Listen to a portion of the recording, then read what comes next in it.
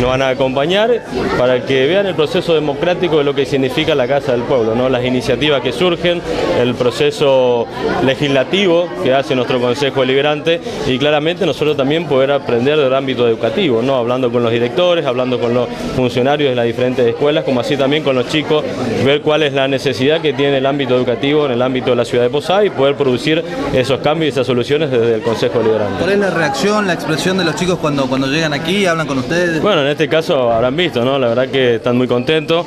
Obviamente el Consejo significa mucho, ya desde muy chico uno sabe claramente lo que significa la política, lo que significan las instituciones y en este caso hay un ámbito de felicidad, ¿no? Poder recorrer nuestra casa, poder conocer nuestra cultura, nuestra legislación y obviamente nosotros también como concejales poder recibir a tantos chicos que sabemos que van a ser el futuro de nuestra ciudad. Yo estoy trabajando en un proyecto en el cual voy a presentar la semana que viene, que lo denominé Juventud Trabaja. Es un proyecto de ordenanza que contempla alrededor de casi 30 artículos, en el cual va a generar un programa con respecto a la juventud para las fuentes laborales. Nosotros entendemos que en esta situación que atraviesa la ciudad tenemos que buscar un plan económico que beneficie claramente a la ciudad y en este caso vamos a apuntar a los jóvenes entre 18 y 30 años con este programa que denominamos Juventud Trabaja. La semana que viene tengo previsto invitar a una conferencia de prensa en la cual voy a planificar y voy a extenderme en lo que significa este programa, que considero que va a ser uno de los pilares fundamentales para reflotar la economía de la ciudad y obviamente para reflotar los porcentajes de generación de empleo. En líneas generales, ¿cómo sería? ¿Cómo se implementaría? En líneas generales estamos hablando de que vamos a crear una tarjeta para la ciudad que se llama Juventud Trabaja. Vamos a hablar de microemprendimiento, de pymes y también obviamente de emprendedores en el ámbito de la juventud. Nosotros queremos plantear diferentes subsidios para poder abastecer y poder crear nuevas empresas en la ciudad de Posadas. Cada joven que pueda acceder a este programa tiene la obligación de generar 3 puestos más de trabajo para la juventud.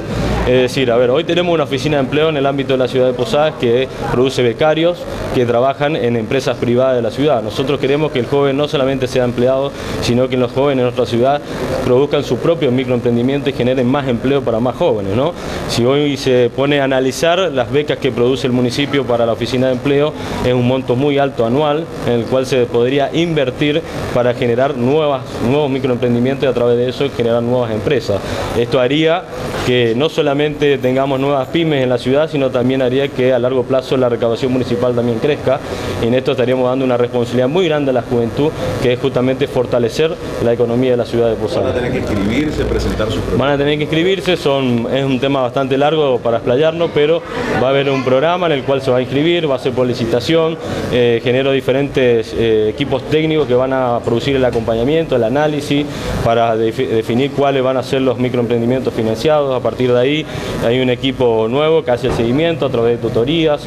Es decir, nosotros no solamente planteamos la inscripción del programa y producir este microemprendimiento, sino también el apoyo en la continuidad en el largo plazo para que esta empresa se pueda fortalecer y a la larga termine siendo una gran empresa en la ciudad de Posadas. Obviamente apostando a la producción interna. Esto va a estar destinado tanto a las industrias como al sector digamos de remanufactura de la ciudad de Posadas, como también la parte de servicios, ¿no? Queremos empresas que no solamente se basen en la industria, sino también en los servicios. Tenemos, por ejemplo, hoy un gran porcentaje de universitarios que salen de la ciudad de Posadas y lastimosamente no tienen fuente laboral, y una de esas carreras, por ejemplo, es la de programador en sistemas, que hoy tenemos muchos programadores en la nueva tecnología que terminan recibiéndose en la ciudad y terminan yendo con su conocimiento y su recurso humano a otras provincias o a otro país. Nosotros queremos plantear un acompañamiento de lo que significa el programa de Ciudad Universitaria del Intendente, en el cual nosotros consideramos que la educación es sumamente importante, pero si solamente acompañamos la educación y después no generamos la fuente laboral, este programa de Ciudad Universitaria hoy no tendría un buen fin, ¿no? Entonces, si apostamos a una ciudad claramente universitaria, tenemos que apostar a que nuestros jóvenes, después que se reciban, puedan acceder a un trabajo y lo que queremos es que sean dueños de su propia empresa. ¿Con qué fondos hay muchos pedidos de varios sectores sociales que piden que Posadas salga del sistema integrado de transporte urbano? El sistema integrado es un tema muy complejo. La verdad que yo planteé mi postura. Yo yo voy a acompañar siempre cualquier reclamo que haya de cualquier vecino de la ciudad de Posadas. Considero que nosotros somos representantes del pueblo, somos la voz de los ciudadanos, de los posadeños en la ciudad de Posadas, y esto significa que cada vez que un posadeño no esté conforme con alguna política que establezca el Estado, nosotros tenemos que escucharlo y tenemos que llevar su representación. En este sentido es un tema muy técnico, la verdad que si bien impacta en lo social, tenemos que ser muy precavidos en las modificatorias o en la forma que establezcamos. También es un tema profundo, pero lo que yo puedo plantearle a todos los vecinos es que acá el problema no es la famosa 1600, sino que acá el problema es nuestra Carta Orgánica Municipal, en el cual en la reforma del 2010 se cedió esas facultades al Ejecutivo Municipal, y a partir de ahí tenemos una Carta Madre que es la que nos manda, ¿no? Nosotros podemos plantear legislaciones, pero ninguna ordenanza está por encima de nuestra Carta Orgánica Municipal, así que acá se tendría que plantear una enmienda del artículo 91, y yo soy partidario de que el Ejecutivo no tiene que salir del sistema integrado, sino que soy partidario de que el Consejo tiene que ingresar. Esto significa que la propuesta que hice a diferentes representantes de la ciudad era que el Ejecutivo siga a cargo del sistema integrado, pero con acuerdo del Consejo Deliberante. Significa que ambas instituciones tienen que tomar medidas o situaciones importantes en el ámbito del sistema integrado de transporte. Esto significa que si el Ejecutivo quiere aumentar la tarifa, lo puede hacer, pero con acuerdo del Consejo Deliberante, y a partir de ahí tener la potestad para poder firmar un decreto. Como se hace en diferentes casos, cuando nosotros elegimos una jueza del Tribunal de Falta, el Ejecutivo manda los pliegos, pero con acuerdo del Consejo Deliberante. Cuando elegimos una contadora municipal, el Ejecutivo manda los pliegos, pero con acuerdo del Consejo Deliberante. En este caso, yo creo que el transporte público debe ser de la misma manera. El Ejecutivo nos representa a la ciudad en la mesa provincial, pero necesita acuerdo del Consejo Deliberante para tomar una medida. Eso es lo que nosotros planteamos y vemos la solución inmediata para que ambas instituciones tomen parte en el asunto y sea más beneficioso para la ciudad, porque van a tener diferentes voces, diferentes presiones, y claramente va a haber un análisis más profundo si el Consejo ingresa en esa discusión. No comparto la visión de sacar al Ejecutivo, porque considero que el Intendente ha sido electo por voluntad popular y tiene cierta autoridad como para definir situaciones en la ciudad de Posadas, pero considero que el Consejo también tiene que ser parte en esta discusión para que podamos intervenir. Nosotros hoy no puede ser que el Consejo Deliberante, como representante del pueblo, ni siquiera pueda interferir en una frecuencia o en una línea, o poder decirle a la empresa que necesitamos que cierta línea pase por determinada calle a cierto horario. Ni siquiera eso hoy puede hacer el Consejo. Entonces somos representantes, somos la voz del pueblo, pero que al mismo tiempo no quieren callar la boca, y eso es lo que nosotros no vamos a permitir. Bueno, nosotros después de varios días de estudiar y en esto de, recién le hice fuera del aire, del ojo rojo, no es por una cuestión de que haya soldado anoche, sino que hace días que venimos caminando los barrios y encontrándonos con la misma problemática de la quita de frecuencia, la falta de respeto, digamos, para decirlo de alguna manera, hacia la sociedad. Y en esto yo no le hago la culpa al Grupo Z, Bikoski. Acá la culpa tiene el sector político, que en algún momento delegó la responsabilidad al intendente, y el intendente a su vez al gobernador. Cuestión de ética, el gobernador en el año 2014 devolvió la gentileza hacia el intendente de Posadas, y bueno, evidentemente los intendentes no sucedieron para que acá en el ámbito donde se debe debatir podamos debatir los vecinos y venir a nuestro representante y hablar como se debe. ¿Cuál es esa nueva herramienta que tienen hoy? Bueno, en principio... Es nueva, digamos, pero ¿cuál es la herramienta? Bueno, nosotros hablábamos de profundidad porque los otros días, bueno, si bien atendieron rápido porque vieron que se le está estallando de la mano al poder político de turno, nosotros no hablamos de oficialismo ni oposición porque lo nuestro es una cuestión social. La Unión de Comisiones ya lleva casi 3 años en este trabajo y no habla de política, sino de la cuestión social, y la política social es una que se despega de la partidaria. Y el transporte público es una necesidad de la cuestión social. Hoy le damos 2 herramientas que están, por ejemplo, en la ordenanza vigente. Le solicitamos que llamen a concesiones de nuevos transportes públicos si el que está actualmente no cumple con los servicios. Esa es la potestad de los concejales.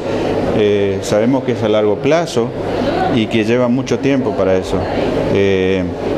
La otra herramienta que conseguimos para darle a los concejales en la enmienda de un artículo en la Carta Orgánica, que es el artículo 91, que va a quedar redactado igual, de la misma manera que el poder de policía tiene el intendente, todo lo que dice en la Carta Orgánica, y es un solo artículo, que en base al artículo 242, que se necesita los 2/3 de los votos, o sea 10 concejales, según tenemos entendido, y el compromiso de los concejales, para decirlo de alguna manera, opositores o el interbloque, van a acompañar este proyecto.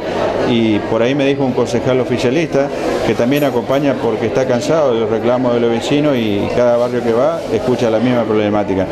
Yo quiero entender que estos concejales que hoy tienen la posibilidad, los 14, acompañen a la modificación de ese artículo, que simplemente va a decir con acuerdo del Consejo Deliberante. Fíjese que son 6 palabras que hacen a la modificación de la Carta Orgánica, que el Consejo va a tener nuevamente la potestad para deliberar con respecto al incremento del boleto, a la frecuencia de los boletos, a las nuevas ordenanzas de los recorridos de los transportes urbanos, o sea, una injerencia directa con una ordenanza, porque hoy el que tiene el poder de policía es el intendente. Por ahí, cuando salís a los barrios y vos te instruís en esto, te enterás que el único que tiene la decisión es el intendente. Pero esto es más profundo de lo que hablamos solo de la ciudad de Posadas. Cuando hablas de esto del transporte público es mucho más grande, porque a través de la ordenanza 1600 del 2005, que hoy no creo que sea oportuno tocarla, sino que eso es una cuestión de debate más adelante, están enganchadas 2 municipios que se ligan de arriba, que son Candelaria y Garupá. Ellos, al no tener carta orgánica, dependen de la carta orgánica de la Municipalidad de Posadas. O sea, la semana que viene vamos a acercarnos a esos municipios que nos han pedido que le demos herramientas, y nosotros, como una cuestión social, vamos a ir a indicarles cuál es el método, porque ellos tienen que ir a reclamar a sus representantes que hagan su carta orgánica, que tengan su autonomía, porque hoy están atados a la carta orgánica municipal. Los constituyentes en el año 2010 pensaron en Posadas, Candelaria y Garupá, porque al poner en la Carta Orgánica el sistema integrado de transporte, ataron a otros 2 municipios que no tienen nada que ver.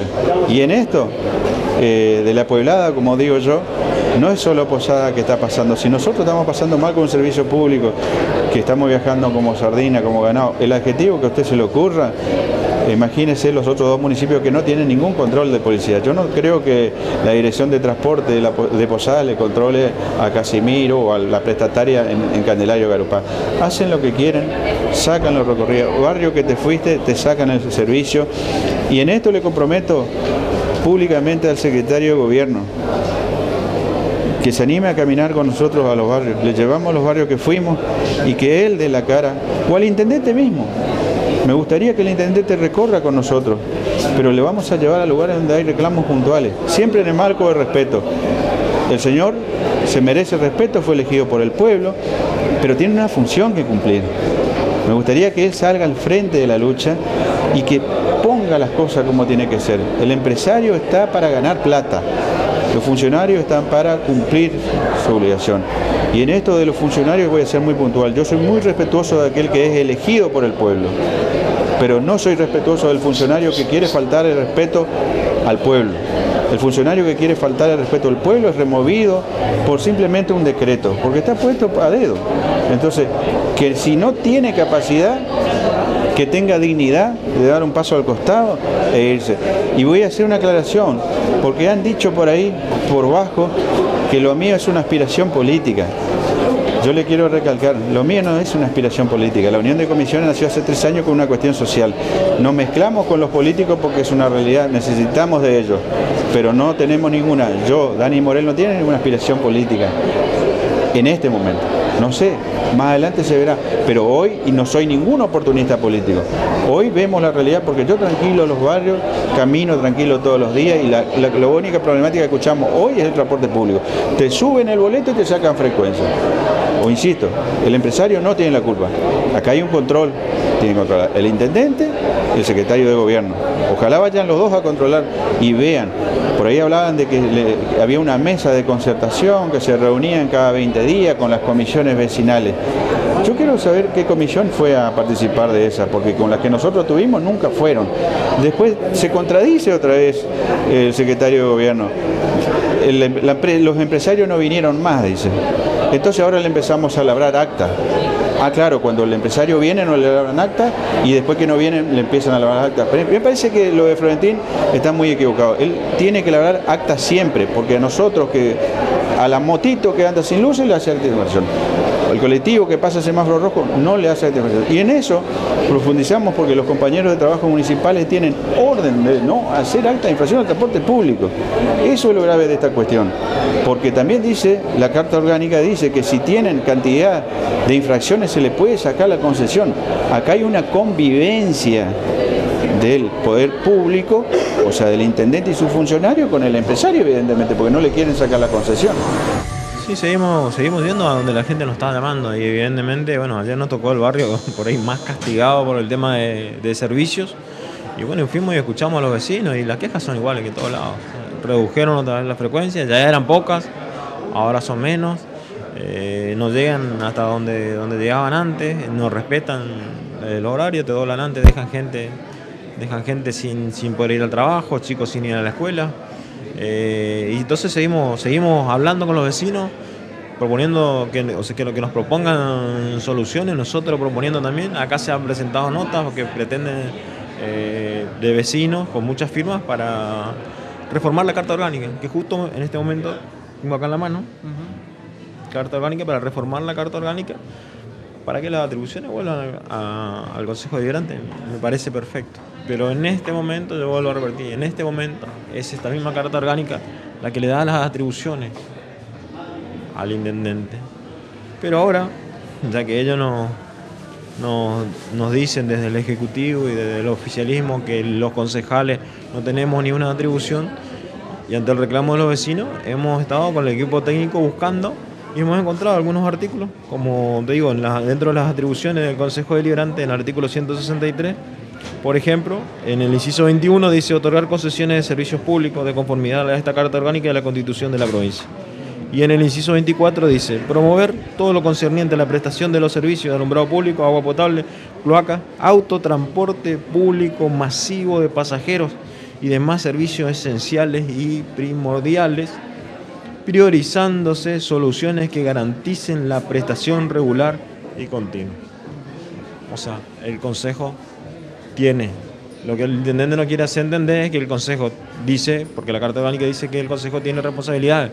O sea, resulta que los concejales tenemos las responsabilidades y tenemos la culpa y el intendente tiene las facultades, o sea, las herramientas para hacerlo y no lo hace.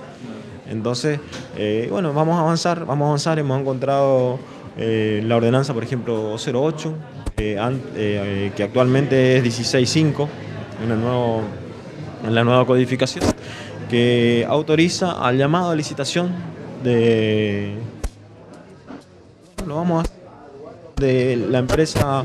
Esta empresa no está prestando servicio como corresponde y llamaremos a licitación. Voy a presentar con el equipo técnico, vamos a elaborar una ordenanza, vamos a seguir recorriendo los barrios porque queremos saber cuáles son precisamente las líneas que tienen deficiencia y qué deficiencia tienen.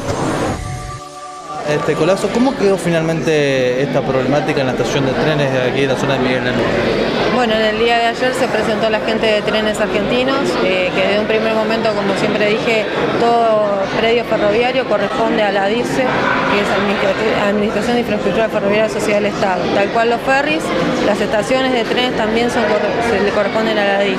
Me comuniqué con ADIF me explicó que por concesión de vías, como tiene hoy la empresa Belgrano Cargas, que depende de Trenes Argentinos, la dependencia de la estación, el predio de la estación le compete a Trenes Argentinos. Entonces, bueno, me comuniqué con Patrimonio de Trenes Argentinos, primero con el presidente de Trenes Argentinos, de ahí a Patrimonio, y Patrimonio envió una persona a cargo que estuvo ayer en el predio, y bueno, ahí nos enteramos que la EVI había concesionado la estación por 20 años a una entidad de equinoterapia, lo cual no discuto que la persona esta tenga los papeles, pero bueno, la verdad es que el predio es ferroviario. Entonces, bueno, ahora tienen que descubrir realmente quién tiene la razón de los dos, pero la empresa que tiene la tenencia legal ante la DIF es Trenes Argentinos. Entonces, o sea, la idea de la EVI era quitar eso de ahí. La idea de la EVI era concesionar supuestamente y preservar, pero dárselo a otras personas por 20 años. Y bueno, la idea de nosotros fue siempre preservar la estación para hacer un museo a cielo abierto en conjunto con los ferries, ahora que entraron en la segunda etapa de reparación. Pero más allá de eso, lo importante es preservar la estación porque es un bien patrimonial de la provincia, tiene más de 100 años, tiene su historia y creo que merece el respeto a la historia siempre. Bueno, y ahora falta algún mecanismo más que ustedes necesiten para que eso quede ya... Y falta esclarecer, o sea, la concesión de la EVI está hecha y la tenencia de Trenes Argentinos también existe, entonces falta dilucidar eso, que lo tienen que dilucidar entre la EVI y Trenes Argentinos. Yo acabo de comunicarme recién con la DIF y para DIF, que es la propietaria lógica de esto, es de Trenes Argentinos. Eso ya está definido así. O sea, para la EVI, para la DIF es de Trenes Argentinos, no hay otro.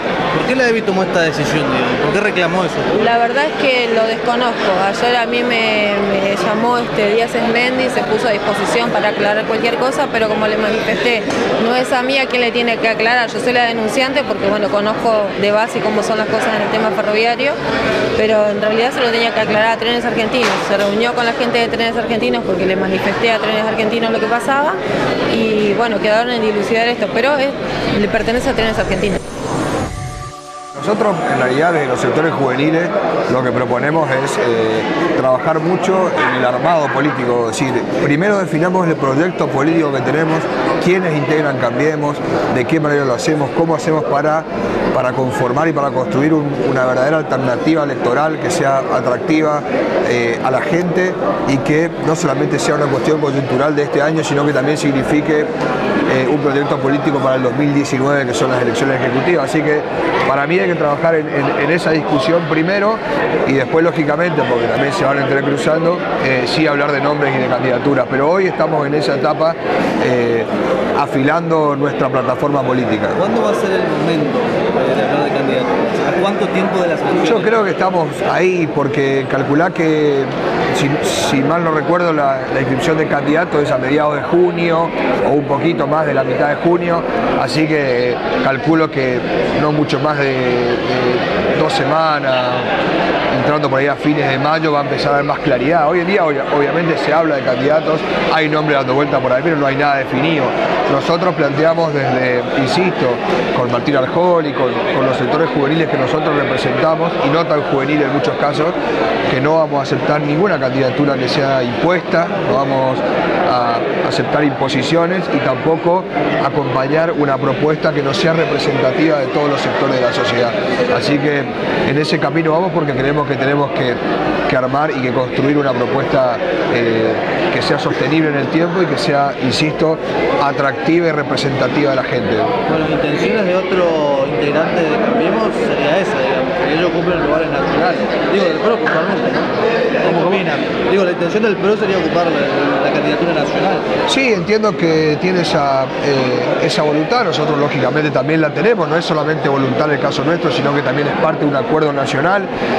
Recordemos que el radicalismo y el PRO han acordado a nivel nacional de que en todos los distritos nuestro partido no puede tener menos de lo que pone en juego, es decir, como vence la candidatura de Luis Pastor y nosotros como mínimo tenemos que tener un candidato o a diputado nacional o a senador, pero nosotros no descartamos absolutamente nada todavía, digo, no hay nada dicho, hay mucho por conversar. ¿Y en la lista provincial, ocupar primeros lugares también? ¿Sería una demanda o ahí no? Y hay que ver cómo se dan los términos de la sana negociación que va a haber entre las diferentes fuerzas políticas. Me parece que hay que equilibrar entre lo que cada partido tiene, pero no hay que ser egoístas. Digo, yo soy del radicalismo, vos sos del PRO, yo peleo por mí, vos peleás por vos, sino que tenemos que armar lo mejor que podamos con los mejores candidatos, porque de eso se trata.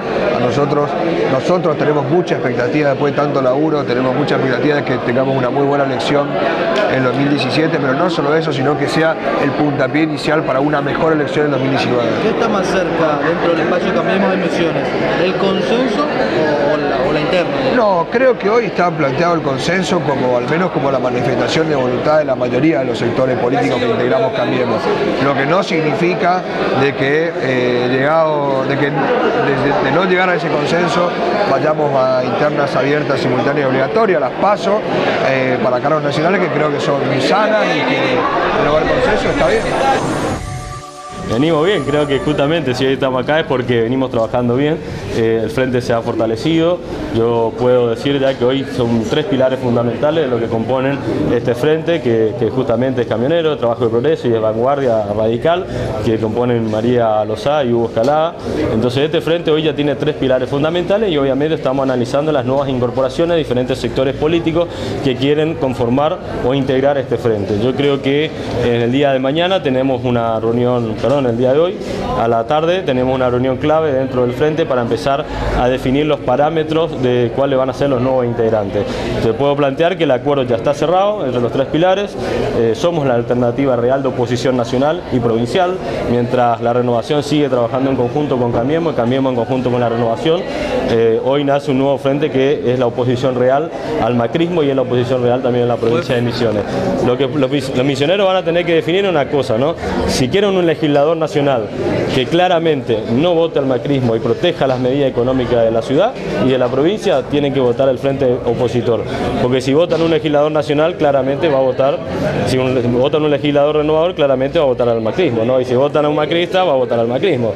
Entonces me parece que acá hay medidas en las cuales hay que empezar a definir. La verdadera oposición está en este frente y somos lo que efectivamente no compartimos ninguna medida ni política, ni social, ni económica con el presidente de la Nación. ¿La Cámara o el Consejo Deliberante de su elección?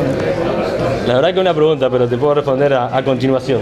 ¿Te costó mucho llegar a un consenso entre las distintas fuerzas políticas para el frente? No, entre las 3 fuerzas no, la verdad que ya veníamos con cierta sintonía, tuvimos que afinar algunos detalles, obviamente, en lo que respecta al proyecto. Acá nosotros no planteamos una lista política que termine en las elecciones de octubre, acá nosotros planteamos un proyecto político con continuidad al 2019 y claramente en eso generamos un mayor debate, ¿no? Porque no somos un rejuntado de diferentes sectores, sino que somos un proyecto político con visión, con un modelo de provincia distinto y obviamente con una visión nacional muy distinta. Yo escuché al gobernador el día de ayer reafirmando que no son parte de Cambiemos. La verdad que a mí me queda una gran duda, teniendo en cuenta que todos los senadores del oficialismo y los diputados nacionales del oficialismo han votado todas las leyes que benefician al macrismo. Significa de que la Renovación y Cambiemos son la misma cosa en la provincia de Misiones y obviamente este frente es opositor y vamos a defender lo que necesita la gente dentro de la provincia de Misiones. ¿Cómo van a estar distribuidos los lugares en las listas? Bueno, es una discusión que todavía no la hemos llevado. Como te dije recién, nosotros priorizamos un proyecto político, no priorizamos ambiciones personales, tampoco hablamos de imposiciones como otros espacios quieren imponer ciertos candidatos. Nosotros hablamos de un proyecto político que claramente va a tener un orden en la lista en base a los debates que podamos generar. Acá no se trata de imponer un candidato de la noche a la mañana, ni tampoco de buscar un cacique que de cierta manera termine ordenando la lista. Nosotros hablamos de un proyecto político con visión, con plataforma de gobierno y que a partir de ahí vamos a empezar a discutir las listas. Primero el proyecto y después la lista. Por lo que veo hay mucho más acuerdo que el año pasado y eso es positivo. Yo no sé si se acuerdan un poco de la historia, pero en definitiva el expediente que yo había presentado en su momento como iniciativa para la modificación del código fue votado de una forma muy particular. En primer lugar, se separó del articulado el artículo 15 que establecía la responsabilidad de los padres dentro de la norma cuando un menor estaba dentro de un lugar que no estaba permitido para ellos, y se votó el articulado en su conjunto habiéndose aprobado 69 artículos de los 70, y el artículo 15 solo se votó por separado, en un paso siguiente. Y ese artículo fue el que no fue aprobado por el interbloque opositor, básicamente. El problema es que cuando aprobamos la norma, legislativamente se aprueba letra completa. Todos los articulados aprobados tienen que quedar como estaban. Y el artículo que se sacó afuera se tiene que eliminar. En este sentido, ¿qué pasó? Ese artículo tenía dos párrafos importantes. Uno que establecía la posibilidad de multar a los padres de los menores que estaban cuando eran hallados dentro de un boliche que no estaba permitido para ellos. Y el otro párrafo, que era sumamente importante también, era de que en el caso de los boliches que sí están habilitados para los chicos, no estaba permitida la presencia de mayores. Entonces, ¿qué hacía esto? Evitaba la mezcla generacional, que era lo que queríamos hacer. Pero además había una serie de artículos de la norma que se referenciaban a este artículo que se eliminó. Con lo cual la norma, para corregirla, era muy difícil, porque la habíamos aprobado en todos sus términos, menos el artículo 15. Entonces, cuando va al Ejecutivo, el Ejecutivo se encuentra con una norma difícil de implementar, porque además faltaba un artículo y los otros artículos se aprobaron tal como estaban. ¿Qué se hizo? Se vetó. Y se decidió presentar un proyecto superador, creo yo, porque además intervino todo el equipo técnico del municipio. A mi entender es muy superador el nuevo proyecto. Y se ingresa un nuevo proyecto por iniciativa del Ejecutivo. ¿Para qué?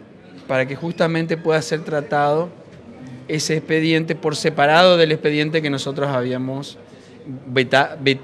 votado antes y vetó el intendente. De esta manera lo que hacíamos es que vayan por cuerdas diferentes, porque bueno, son cuestiones de técnica legislativa que son por ahí muy difíciles de entender para la gente, pero bueno, nosotros tenemos que adecuarnos a las normas que tenemos y eso hizo que hoy, por ejemplo, no está cerrado el primer expediente todavía, legislativamente, por eso no podemos tratarlo dentro de 21 días como ya, y de hecho lo escuchamos al presidente de la comisión, al concejal Arcol, diciendo que sí, que está dispuesto a tratarlo, pero que le demos 21 días. En el cuarto intermedio, ¿qué pasó? La gente de legislativa, del área legislativa del Consejo, nos advierte esta situación de que no está cerrado el anterior, que lo que tenemos que hacer es terminar de cerrarlo. Entonces, terminar de cerrarlo, ¿para qué? Para tener una discusión exclusivamente por un solo expediente, donde creo que hay muchos consensos, creo que se puede llegar a tener dentro de poco una norma muy superadora. Entonces, la idea es cumplimentar con los pasos legislativos, pero sin por eso detener el camino hacia la aprobación del nuevo código. El debate de fondo profundo de cada uno de los articulados, de la temática, ya se hizo, digamos, el año pasado. Lo que se va a tratar ahora de generar el convencimiento de ese artículo que no termina. Hay que generar acuerdos. Acá el problema que tenemos es que en el año pasado no logramos el acuerdo sobre el tema puntual de los padres. No logramos ese acuerdo. El bloque opositor se rehusó a aprobar ese artículo donde se sancionaba a los padres cuando había una falta contravencional, en este caso de los chicos que estaban dentro de boliches que no estaban permitidos para ellos. Pero bueno, eso nosotros tenemos que seguir trabajándolo. Tenemos que generar los acuerdos necesarios y seguramente vamos a invitar a alguien más a la discusión, a algunos de los sectores que ya estuvieron de hace 3 años ya casi de esta discusión.